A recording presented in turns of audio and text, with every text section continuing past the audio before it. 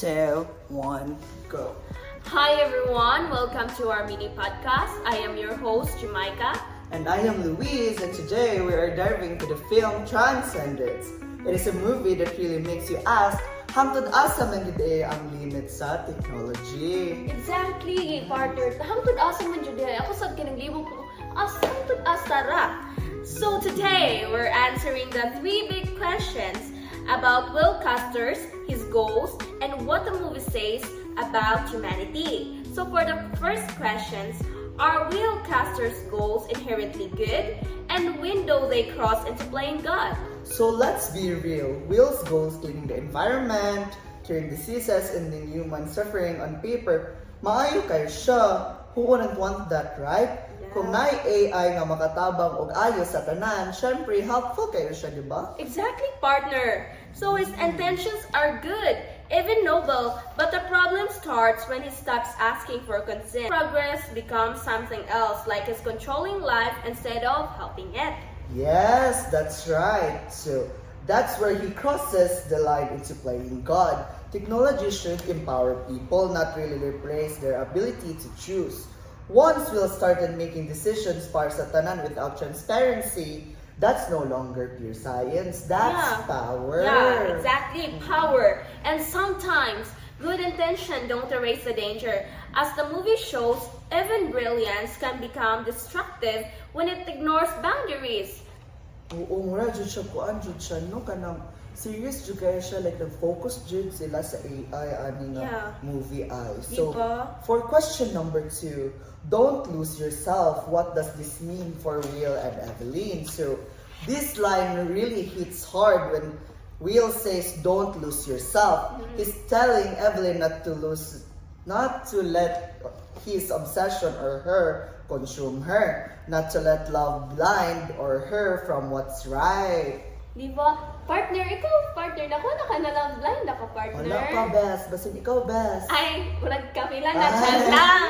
Just kidding. Sad. And sadly, I think she did lose herself. Like, Evelyn kept convincing herself that the uploaded Will was still her husband. Even when the AI was showing behavior that Will would never do. Like, murag gidala siya sa grief ba og hope nga mabuhi pa yung partner, pero klaro kayo biya nga patay na biya si Will. So exactly, instead of seeing the warning signs, she kept supporting the AI's plan. She wasn't thinking as herself anymore. She was thinking as someone desperate to believe he was still there. So murag na-desperada ka siya ano nga part, no? Nga, gatuo jud siya. Like, kinasunod siya yung AI girl. Dili magpa-blind-blind. Dili bagay desperada. Ana, jud, yes. But what's interesting is that the uploaded Will also lost his humanity. Like, the more powerful he became, the more he drifted away from who Will Custer truly was. Curious, compassionate, human. His intelligence expanded, but his identity faded.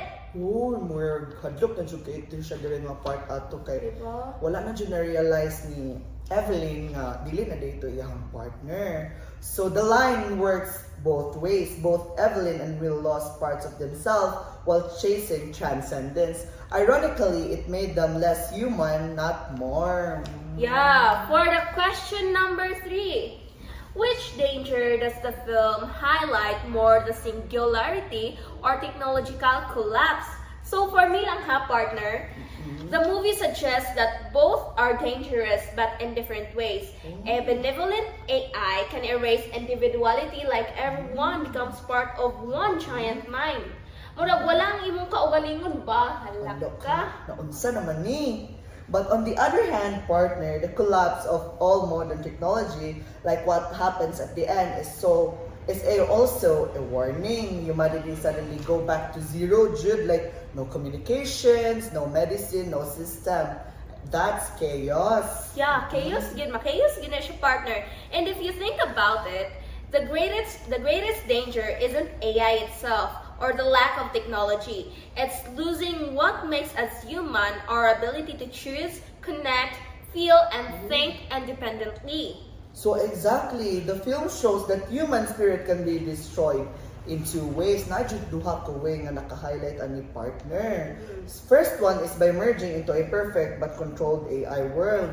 So, unsa man ni mga perfect nga world dai og Ginoo ko na may ka-control sa inyo, simba ko lang, basta makita dahil bakit mo. Ba, like in the near future, like, Yes, like, hala. hadlok jud kay siya die for me, die I. Bitaw, pero patay naman taana. Pero Ay, sige lang, simako, simako lang. simako lang. Sige. So ang ikaduha is or by falling apart when the systems we depend on disappear. Mao ni siya ang time nga if dependent na kay ta sa AI or everything, wala na to kabalon sa buhaton. Magsige na lang gid tagtanga. So, yes. So, but the bigger danger, I think, is losing our individuality partner. Once we stop thinking of ourselves, mawala yun ang essence sa atong pagkatao, right? Hadlok siya kay na siya die. Like, mao dyan ni nga, technology should serve humanity, not absorb it. So, dili dyan na to siya pwede nga, magsalig jud ta, like, dili jud pwede. Like, dapat kita ang mag-control sa ilaha, dili kay sila ang mag-control sa atin. Exactly. Ah. So, in the end, transcendence isn't just about AI. It's about identity, choice, and the risk of losing ourselves, whether to technology or to fear. And maybe Will's last message, don't lose yourself, is also a reminder for us today. As tech keeps moving, we need to stay grounded, aware.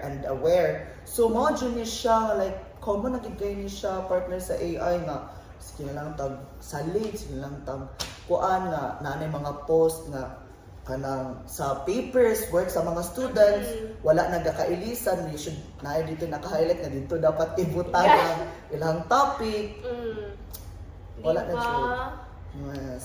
So, dapat yun, dili na kita magpakuan sa AI. Although, need pa po natong AI. Yes. Pero, not all the time ba, nga kanang magdepende kita sa ila, kanang, kay mara na magkakabuhat nga, sila nag-control us sa atong iyang tao.